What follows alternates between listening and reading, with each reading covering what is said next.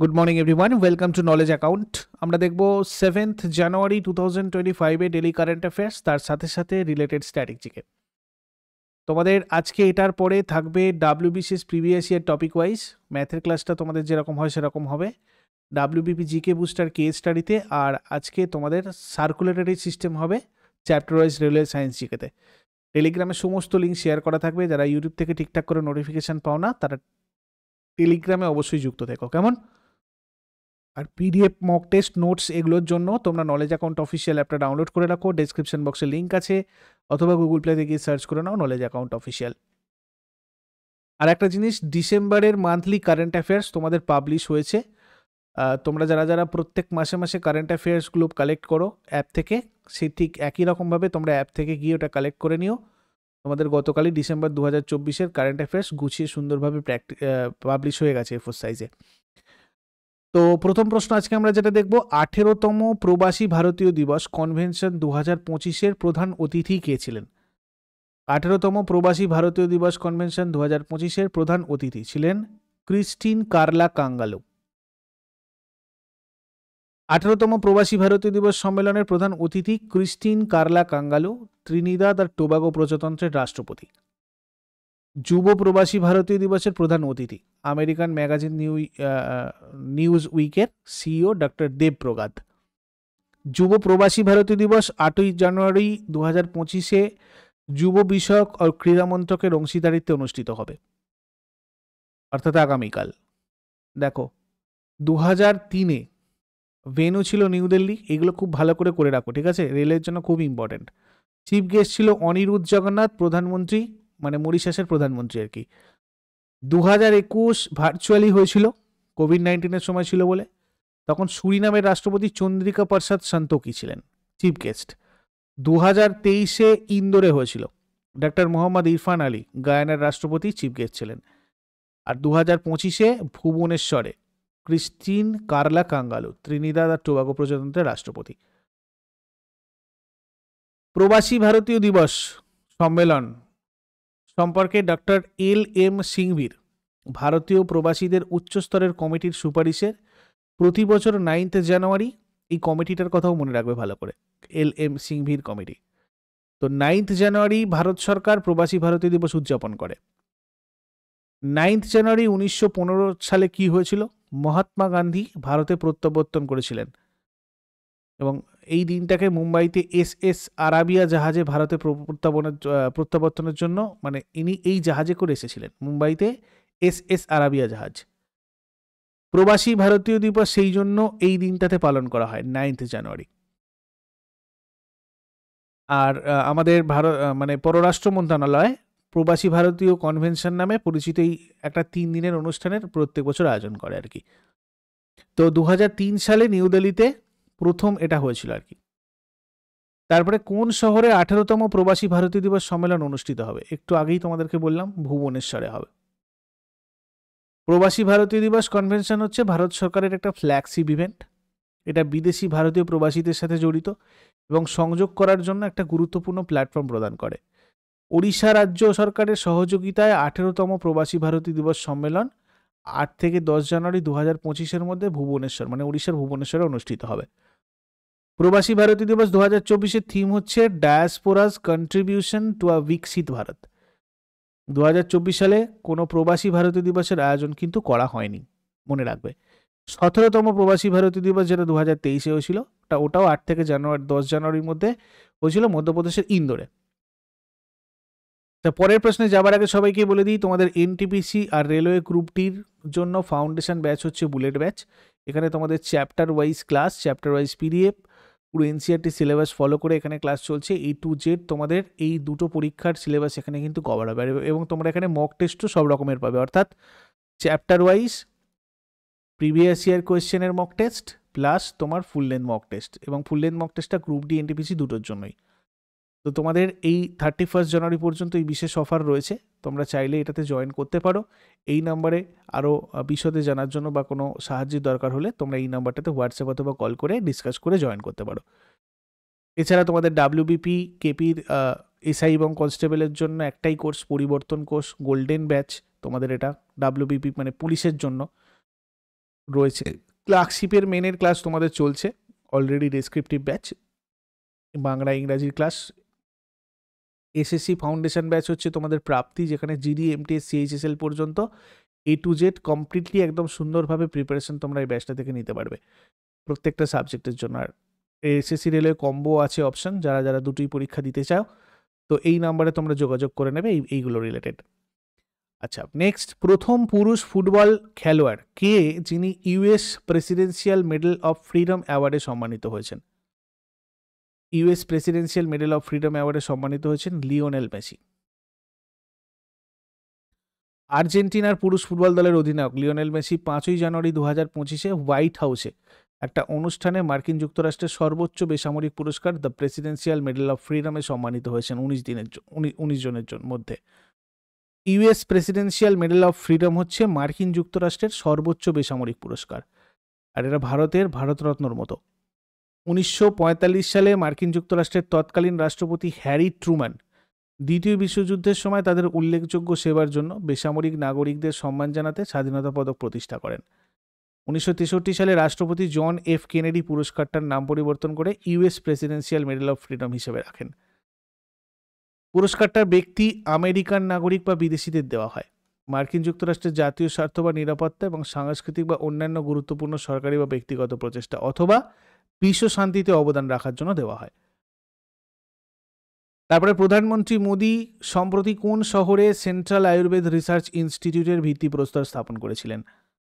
CARI এর ভিত্তিপ্রস্তর স্থাপন করেছিলেন কোথায়? নিউ দিল্লিতে। দেখো, প্রধানমন্ত্রী নরেন্দ্র মোদী 5 জানুয়ারি 2025 নিউ দিল্লির রোহিণীতে কেন্দ্রীয় আয়ুর্বেদ গবেষণা ইনস্টিটিউটের ভিত্তিপ্রস্তর স্থাপন করেছেন। 187 কোটি টাকা ব্যয়ে নির্মিত হচ্ছে আয়ুর্বেদ গবেষণা ইনস্টিটিউট 2.92 একর জমিতে। এর লক্ষ্য আয়ুর্বেদ গবেষণা আর স্বাস্থ্যসেবাটাকে আরও এগিয়ে নিয়ে যাওয়া। তারপরে সম্প্রতি কোন দেশ জাতিসংঘ নিরাপত্তা পরিষদে অস্থায়ী সদস্য হিসাবে যোগদান করেছে? পাকিস্তান জাতিসংঘ নিরাপত্তা পরিষদে অস্থায়ী সদস্য হিসাবে যোগদান করেছে।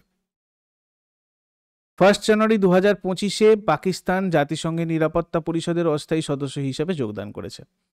ইউনাইটেড নেশন সিকিউরিটি কাউন্সিল এটা ফর্ম হয়েছিল 24 অক্টোবর 1945। হেডকোয়ার্টার ইউএসের নিউ ইয়র্ক সিটিতে রয়েছে। পাকিস্তান ভারতের 3টে রাজ্য আর 2টো কেন্দ্রশাসিত অঞ্চলের সাথে পাকিস্তানের মোট 3323 কিলোমিটার সীমান্ত রয়েছে। কেমন? এটা মনে রাখবে।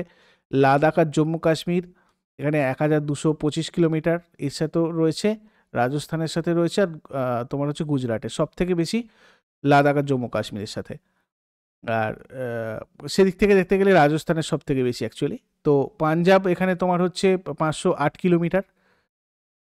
আর পাকিস্তানের রাজধানী ইসলামাবাদ, মুদ্রা পাকিস্তানি রুপি, প্রধানমন্ত্রী শেহবাজ শরীফ, রাষ্ট্রপতি আরিফ আলভি, স্বাধীনতা দিবস 14ই আগস্ট 1947, সংবিধান বলবৎ হয়েছিল 10 এপ্রিল 1973, সরকারি ভাষা উর্দু এবং ইংরাজি, সংসদের নাম জাতীয় পরিষদ, সংসদে আসন সংখ্যা total 342টা, national anthem Pak Sar Zamin, national sport field hockey, national animal markhor, আর ন্যাশনাল হচ্ছে তোমার মানে flower jasmine, national tree deodar, বিখ্যাত নদী সিন্ধু নদী, চেনাব নদী, রবি, শিলা। হিন্দু মন্দির একটা রয়েছে এখানে, কাটাসরাজ মন্দির কমপ্লেক্স, পাঞ্জাব প্রদেশে, CHSL তোমাদের এসেছিল এটা। তারপরে 67তম জাতীয় শুটিং চ্যাম্পিয়নশিপ 2024 পুরুষদের 10 মিটার এয়ার পিস্তল ফাইনালে কে জিতেছে? বরুণ তোমর জিতেছে 67তম জাতীয় শুটিং চ্যাম্পিয়নশিপ 2024 পুরুষদের 10 মিটার এয়ার পিস্তল ফাইনালে। দেখো, 67তম জাতীয় শুটিং চ্যাম্পিয়নশিপ 2024 ভারতীয় সেনাবাহিনীর বরুণ তোমর 5 জানুয়ারি 2025 নয়াদিল্লির ডাক্তার কার্নি সিং শুটিং রেঞ্জে পুরুষদের 10 মিটার এয়ার পিস্তলে ফাইনালে জিতেছেন। নেক্সট, সম্প্রতি কোন শহরকে বিশ্বের সবচেয়ে দূষিত শহর হিসেবে ঘোষণা করা হয়েছে? Most polluted city in the world হিসেবে ঘোষণা করা হয়েছে হ্যানয়কে, ভিয়েতনামের হ্যানয়। এয়ার ভিজুয়াল এবং IQAR এর তথ্য অনুযায়ী ভিয়েতনামের রাজধানী হ্যানয় সম্প্রতি বিশ্বের সবচেয়ে দূষিত শহরের তকমা পেয়েছে।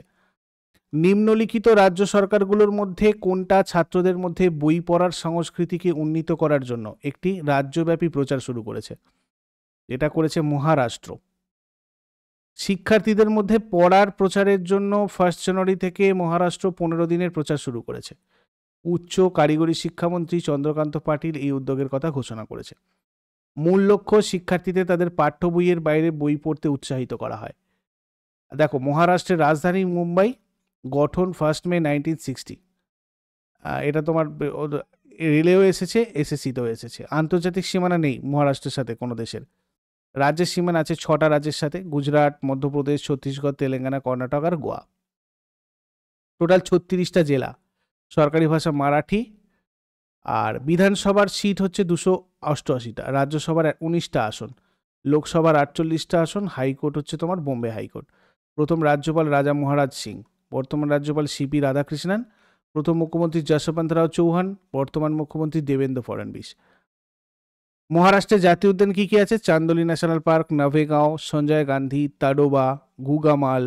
আর ফোক ডান্সেস হচ্ছে তোমার লাবণী, তারপর তোমার পাওয়াড়া, তামাশা, কলি, এগুলো হচ্ছে ফোক ডান্সেস। এছাড়া বালাদিন্দি আছে। আর উৎসব গণেশ চতুর্থী, নাগপঞ্চমী, কালিদাস উৎসব, চিকু উৎসব, এগুলো রয়েছে। পাখি উৎসব। স্টেট অ্যানিমাল হচ্ছে এখানকার giant squirrel. State bird the yellow footed green pigeon. State tree mango. আর দহি হান্ডি, এটা মহারাষ্ট্রের একটা সরকারি খেলা হিসেবে স্বীকৃত হয়েছে রিসেন্টলি। এটা তোমার সিএইচএসএল এ জিজ্ঞাসা করা হচ্ছে 2023-এ। মহারাষ্ট্রের নাসিক শহর মদের রাজধানী হিসাবেও পরিচিত, এটাও সিএইচএসএল 2023-এ এসেছে। মাথেরান, এটা হচ্ছে মহারাষ্ট্রের রায়গড় জেলায় অবস্থিত বিখ্যাত হিল স্টেশন, সিএইচএসএল সিপিওতে এসেছে। এরকমভাবে তোমাদের যে এসএসসি প্রাপ্তি ব্যাচ রয়েছে, প্রাপ্তি ব্যাচে কিন্তু এরকমভাবে স্টেট ওয়াইজ তোমাদের স্ট্র্যাটেজিকে তোমরা দেখলেই বুঝতে পারবে কোন জায়গাগুলো থেকে প্রশ্ন আসে, সেইভাবেই সুন্দর করে তোমাদের প্রাপ্তি ব্যাচে দেওয়া আছে। ঠিক আছে, তো যারা যারা এসএসসি জন্য প্রিপারেশন নিচ্ছ বা এনটিপিসির জন্য প্রিপারেশন নিচ্ছ, প্রাপ্তি ব্যাচটা আর বুলেট ব্যাচটা কেউ মিস করো না, তোমাদের জন্য একটা গোল্ডেন ব্যাচ। 2023 সালে বস্ত্র আর পোশাক রপ্তানিতে বিশ্বে ভারতের অবস্থান কত? 2023 সালে বস্ত্র আর পোশাক রপ্তানিতে বিশ্বে ভারতের স্থান হচ্ছে 6ষ্ঠ। ঠিক আছে, ভারত 2023 সালে বিশ্বের 6ষ্ঠ বৃহত্তম টেক্সটাইল আর পোশাক রপ্তানিকারক হয়েছে। বিশ্বের টেক্সটাইল আর পোশাকের বাজারে দেশের মানে আমাদের ভারতের অংশ হচ্ছে তোমার 3.9%। 2023 সালে চীন বিশ্বের সবচেয়ে বড় টেক্সটাইল আর পোশাক রপ্তানিকারক দেশ, এরপর ইউরোপীয় ইউনিয়ন আর বাংলাদেশ। এপ্রিল অক্টোবর 2024-25-এর মধ্যে ভারত থেকে টেক্সটাইল আর পোশাক রপ্তানিতে কোন পণ্যের অংশ সবচেয়ে বেশি? Readymade garments. মোট রপ্তানির শেয়ার হচ্ছে 41%। 25 অর্থ বছরের এপ্রিল মানে অক্টোবরের মধ্যে টেক্সটাইলের পোশাকের মোট আমদানি কত ছিল? এরকমভাবে তোমাদের প্রশ্ন আসতে পারে। ঠিক আছে, তো এখানে আমাদের 5.425 বিলিয়ন। সম্প্রতি কে উত্তরপ্রদেশ অধস্তন পরিষেবা নির্বাচন কমিশনের চেয়ারম্যান হিসাবে নিযুক্ত হয়েছেন? উত্তরপ্রদেশ অধস্তন পরিষেবা নির্বাচন কমিশনের চেয়ারম্যান হিসেবে নিযুক্ত হয়েছেন ডক্টর সত্যনারায়ণ সাবাত। Uttar Pradesh subordinate service selection commission হচ্ছে ভারতের উত্তরপ্রদেশের রাজ্যের সরকারি সংস্থা। উত্তরপ্রদেশ সরকারের অধীনে বিভিন্ন গ্রুপ সি এবং গ্রুপ ডি পদের নিয়োগের জন্য পরীক্ষা পরিচালনা করে। এটা গঠিত হয়েছিল 1999-এ। আর উত্তরপ্রদেশের গঠন হয়েছিল 1950 24শে জানুয়ারি। রাজধানী উত্তরপ্রদেশের লখনৌ। আন্তর্জাতিক সীমানা নেপালের সাথে রয়েছে। রাজ্যের সীমানা রয়েছে মানে 8টা রাজ্যের সাথে আর একটা কেন্দ্রশাসিত অঞ্চলের সাথে। তোমার উত্তরাখণ্ড, হিমাচল প্রদেশ, হরিয়ানা, রাজস্থান, মধ্যপ্রদেশ, ছত্তিশগড়, ঝাড়খণ্ড, বিহার আর দিল্লি। সরকারি ভাষা হিন্দি, উর্দু, যেটা দ্বিতীয় সরকারি ভাষা হিসাবে 1989-এ গৃহীত হয়। আর টোটাল 75টা জেলা আছে। বিধানসভার 403টে আসন, লেজিসলেটিভ কাউন্সিলের তোমার 100টা আসন, রাজ্যসভার 31টা আসন আর লোকসভার 80টা আসন। লেজিসলেটিভ কাউন্সিল মানে কিন্তু বিধান পরিষদ। ঠিক আছে, হাইকোর্টের এলাহাবাদ হাইকোর্ট উত্তরপ্রদেশের। আর প্রথম রাজ্যপাল সরোজিনী নাইডু, যিনি ভারতের রাজ্যের প্রথম মহিলা গভর্নরও। প্রথম রাজ্যপাল হচ্ছেন আনন্দীবেন প্যাটেল, বর্তমান রাজ্যপাল মানে কোনো ভারতীয় রাজ্যের প্রথম মহিলা গভর্নর হয়েছিলেন আর কি, প্রথম রাজ্যপাল হয়েছিলেন সরোজিনী নাইডু। আর বর্তমান আনন্দীবেন প্যাটেল আছেন। প্রথম মুখ্যমন্ত্রী গোবিন্দ বল্লভ পান্ত আর বর্তমান মুখ্যমন্ত্রী যোগী আদিত্যনাথ, 21তম প্রধান মুখ্যমন্ত্রী বিজেপি পার্টি। স্টেট অ্যানিম্যাল হচ্ছে তোমার barasingha. State bird sarus crane. State tree Ashoka. আর দেখো সিএইচএসএল এ কীরকম এসেছিল, জনসংখ্যার দিক থেকে বৃহত্তম রাজ্য উত্তরপ্রদেশ হচ্ছে দেশের সর্বাধিক সংখ্যক জেলা সহ রাজ্য, 75টা। আধুনিক উত্তরপ্রদেশ রাজ্য ব্রিটিশদের দ্বারা 1 এপ্রিল 1937-এ ইউনাইটেড প্রদেশ হিসাবে তৈরি করা হয়েছিল। আর উত্তরপ্রদেশের উৎসব যদি দেখি, আয়ুর্বেদ ঝাঁসি মহোৎসব রয়েছে, কৈলাস মেলা, আয়ুধা পূজা, নাগনাথাইয়া দেব মেলা, রামায়ণ মেলা, অযোধ্যা কুম্ভ মেলা, মাঘ মেলা, ধ্রুপদ মেলা, লাটমার হোলি, শীতলা অষ্টমী, সংকটমোচন সঙ্গীত উৎসব, গঙ্গা দশেরাস, শ্রীকৃষ্ণ জন্মাষ্টমী, রামলীলা, মটকি লীলা, গঙ্গা মহোৎসব, দেব দীপাবলি।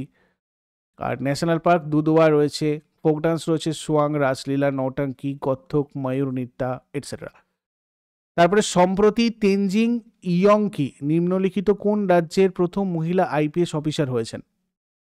তেনজিং ইয়ংকি অরুণাচল প্রদেশের আইপিএস অফিসার হয়েছেন, প্রথম মহিলা আইপিএস অফিসার হয়েছেন।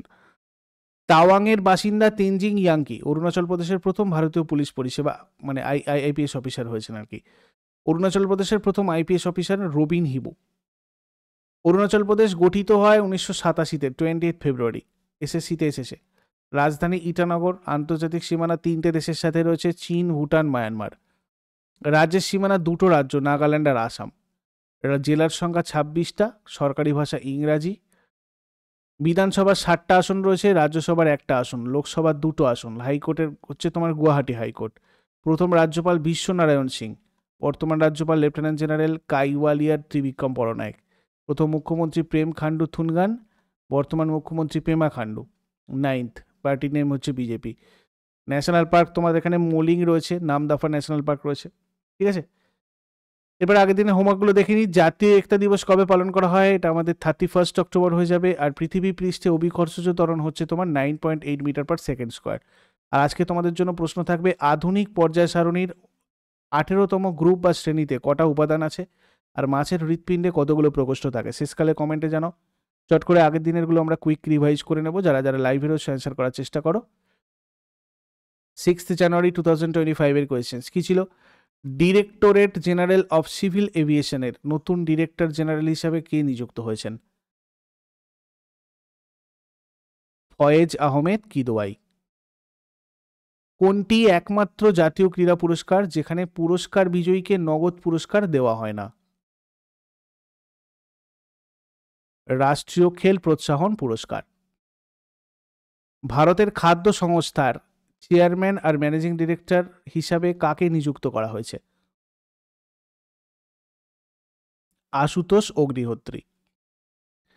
সম্প্রতি কোন রাজ্যের বন বিভাগ মহাভারতের উপর ভিত্তি করে একটি পার্ক তৈরি করেছে? উত্তরাখণ্ড। কোন বছরকে প্রতিরক্ষা মন্ত্রণালয় সশস্ত্র বাহিনীকে আধুনিকায়ন করার জন্য সংস্কারের বছর হিসেবে ঘোষণা করেছে?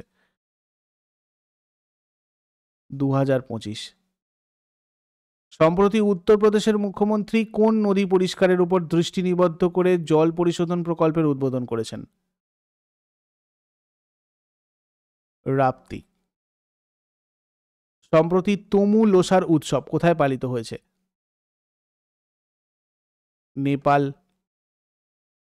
নিচের কোন আইআইটি ব্যথাহীন ইনজেকশনের জন্য একটি সূচবিহীন শক সিরিঞ্জ তৈরি করেছে? আইআইটি মুম্বাই। 2024 সালের ক্রিকেট অস্ট্রেলিয়া পুরুষদের বর্ষসেরা টেস্ট দলের অধিনায়ক কাকে মনোনীত করা হয়েছে? জসপ্রীত বুমরা। সম্প্রতি কে বিজয়ানন্দ নিচের কোন রাজ্যের নতুন মুখ্য সচিব হয়েছেন? অন্ধ্রপ্রদেশ। এগুলো ছিল তোমাদের আগের দিনের প্রশ্ন। ইউজফুল বলে মনে হলে লাইক করো, শেয়ার করো, কমেন্ট করে ফিডব্যাক জানাও। আর প্রতিদিন সকাল 6টার সময় ডেইলি কারেন্ট অ্যাফেয়ার্সের আপডেটের জন্য নলেজ অ্যাকাউন্টকে সাবস্ক্রাইব করে বেল আইকন প্রেস করে অলে ক্লিক করে নাও। Thank you so much, take care, have a great day.